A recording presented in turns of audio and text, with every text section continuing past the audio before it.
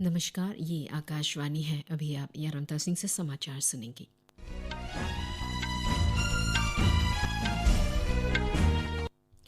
पहले मुख्य समाचार। प्रधानमंत्री नरेंद्र मोदी ने गेमिंग उद्योग से जुड़े 6 शीर्ष लोगों के साथ इस उद्योग की नई गतिविधियों के बारे में विचार विमर्श किया है। सभी पार्टियों के नेताओं ने जालियनवाला बाग नरसंहार के शहीदों को श्रद्धांजलि दी है। राष्ट्रीय परीक्षा एजेंसी एनटीए ने केंद्रीय विश्वविद्यालयों के लिए स्नातकोत्तर पाठ्यक्रम प्रवेश परीक्षा के परिणाम घोषित कर दिए हैं। ऑस्ट्रेलिया के सिडनी में एक वेस्ट शॉपिंग सेंटर में कई लोगों को चाकू मारे जाने के बाद सैकड़ों लोगों को वहां से बाहर निकाला गया है। आईपीएल क्रिकेट में आज पंजाब किंग्स का मुकाबला राजस्थान रॉयल्स से होगा। अब समाचार विस्तार से।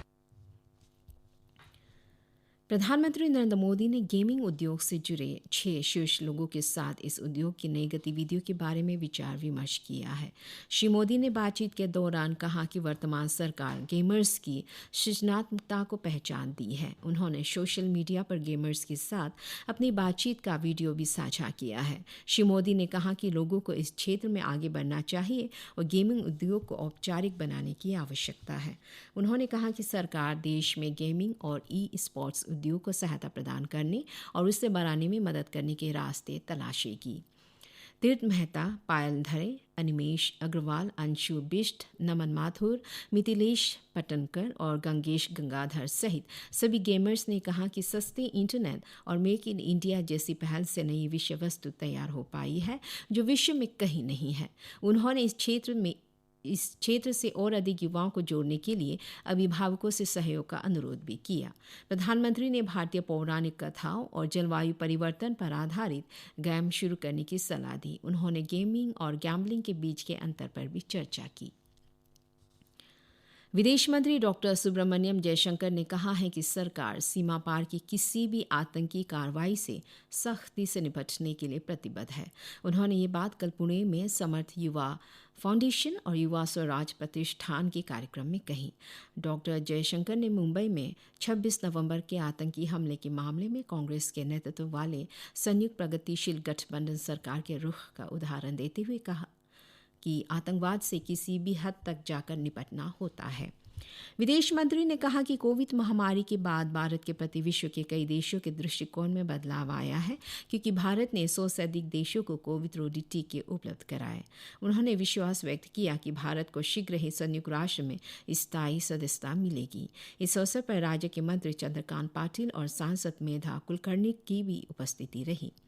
यूक्रेन से भारत लौटे कुछ विद्यार्थियों और उनके अभिभावकों ने डॉक्टर जयशंकर का अभिनंदन किया। विदेश मंत्री ने कहा कि पिछले 4 वर्षों में देश की जनता भारत की संस्कृति और धरोहर के बारे में जागरूक हुई है। उन्होंने कहा कि भविष्य में यांत्रिक बुद्धिमत्ता में निवेश करना होगा और देश में इस क्षेत्र को अधिक अवसर देने के लिए बुनियादी सुविधाएं, स्टार्टअप और व्यापार के अनुकूल वातावरण तैयार किया जा रहा है। सभी पार्टियों के नेताओं ने जालियनवाला बाग नरसंहार के शहीदों को श्रद्धांजलि दी है। कांग्रेस नेता राहुल गांधी ने सोशल मीडिया पर एक पोस्ट में कहा कि जालियनवाला बाग हत्याकांड एक अन्यायी शासन की क्रूरता का प्रतीक है जो इतिहास के काले पन्नों में हमेशा दर्ज रहेगा।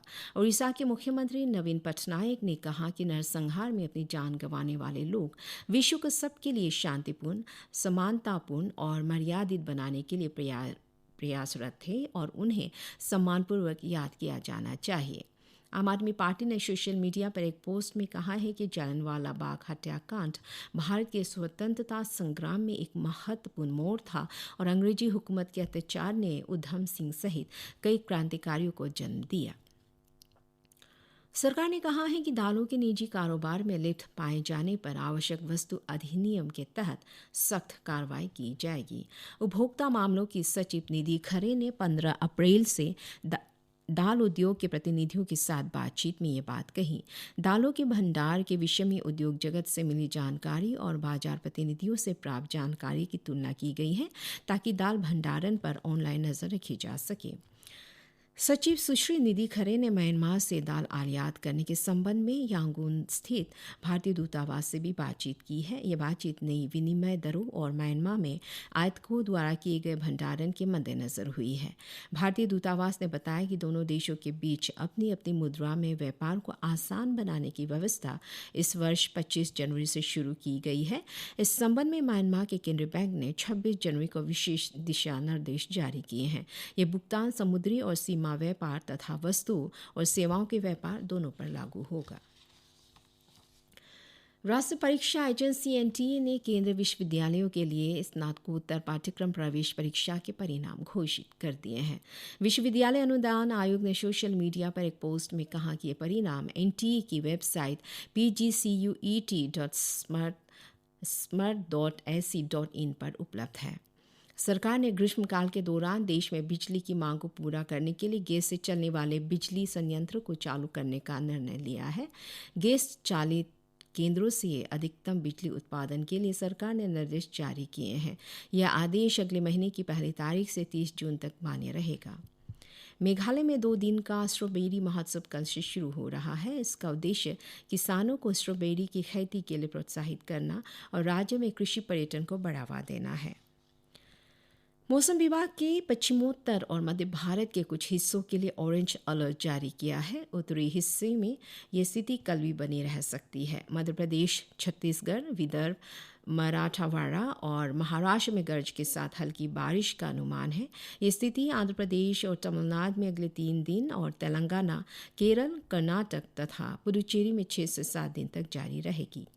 जम्मू कश्मीर, हिमाचल प्रदेश, उत्तराखंड, राजस्थान, पंजाब, हरियाणा और उत्तर प्रदेश समेत उत्तर भारत में अगले 2 दिन तक गरज के साथ हल्की बारिश हो सकती है।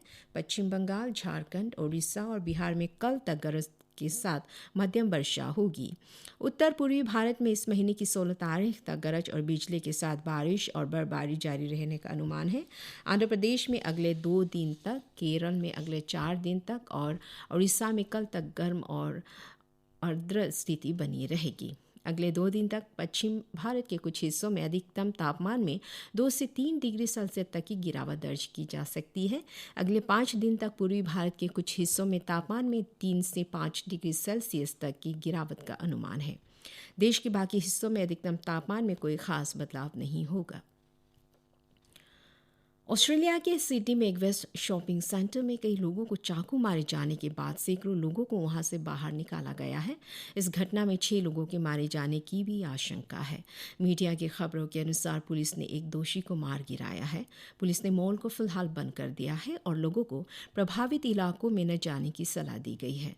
अपराधी की मंशा अभी स्पष्ट नहीं है। प्रत्यक्षदर्शियों ने बताया कि घटनास्थल पर अफरा तफरी का माहौल था और दुकान में मौजूद लोग जान बचाने के लिए भाग रहे थे। शॉपिंग केंद्र के अनुसार लोगों को बाहर निकालने का काम जारी है। 6 बार की विश्व मुक्केबाजी चैंपियन एमसी मेरी कॉम ने पेरिस ओलंपिक के लिए भारत के चीफ डी मिशन के पद से त्यागपत्र दे दिया है। भारतीय ओलंपिक संघ के अध्यक्ष पीटी उषा ने बताया कि मेरी कॉम ने उन्हें एक पत्र लिखकर व्यक्तिगत कारणों से इस पद से मुक्त करने का अनुरोध किया है। पीटी उषा ने कहा कि वे इस बारे में समुचित विचार विमर्श करेगी और मेरी कॉम के स्थान पर किसी अन्य की नियुक्ति की घोषणा की जाएगी। चीफ डी मिशन के रूप में मेरी कॉम की नियुक्ति 21 मार्च को की गई थी। आईपीएल क्रिकेट में कल लखनऊ में दिल्ली कैपिटल्स ने लखनऊ सुपर जायंट्स को 6 विकेट से हरा दिया। लखनऊ सुपर जायंट्स ने टॉस जीतकर पहले बल्लेबाजी करते हुए निर्धारित 20 ओवर में 167 रन बनाए। जवाब में दिल्ली कैपिटल्स ने 168 रन का लक्ष्य 11 गेंद शेष रहते ही हासिल कर लिया। प्रतियोगिता में आज पंजाब किंग्स का मुकाबला राजस्थान रॉयल्स से होगा। यह मैच मोहाली में शाम 7:30 बजे से खेला जाएगा। कांग्रेस की केंद्रीय चुनाव समिति की आज शाम दिल्ली में पार्टी मुख्यालय में बैठक होगी। बैठक में लोकसभा चुनाव के लिए उम्मीदवारों के चयन पर विचार किया जाएगा। पार्टी अध्यक्ष मल्लिकार्जुन खड़गे बैठक की अध्यक्षता करेंगे। बैठक में कांग्रेस संसदीय दल की अध्यक्ष सोनिया गांधी, महासचिव केसी वेणुगोपाल और पार्टी के अन्य वरिष्ठ नेताओं के भी उपस्थित रहने की संभावना है। अमेरिकी राष्ट्रपति जो बिडेन ने कहा कि उन्हें आशंका है कि ईरान जल्द ही इजराइल पर हमला कर सकता है, क्योंकि इस महीने की शुरुआत में हवाई हमले में शीर्ष कमांडरों की मौत की वजह से ईरान की ओर प्रतिशोध की आशंका बढ़ गई है। क्षेत्रीय युद्ध की आशंका बढ़ने के कारण हाल के दिनों में इजराइल पर ईरानी जवाबी हमले के लिए अमेरिका हाई अलर्ट पर है। राष्ट्रपति बिडेन ने कहा कि अमेरिका इजराइल की रक्षा के लिए समर्पित है और ईरान सफल नहीं होगा। अमेरिका और ब्रिटेन और फ्रांस सहित कई अन्य देशों ने ईरानी खतरा को देखते हुए इजराइल में सरकारी कर्मचारियों के लिए नए यात्रा दिशा निर्देश जारी किए हैं। इस बीच हिजबुल्लाह ने लेबनान से इजराइल की ओर दर्जनों रॉकेट दागे। इजराइल रक्षा बल के प्रवक्ता ने कहा कि लगभग 40 मिसाइलें और 2 विस्फोटक ड्रोन दागे गए। किसी के हताहत होने की सूचना नहीं है। इसी के साथ ये समाचार बुलेटिन समाप्त हुआ। नमस्कार।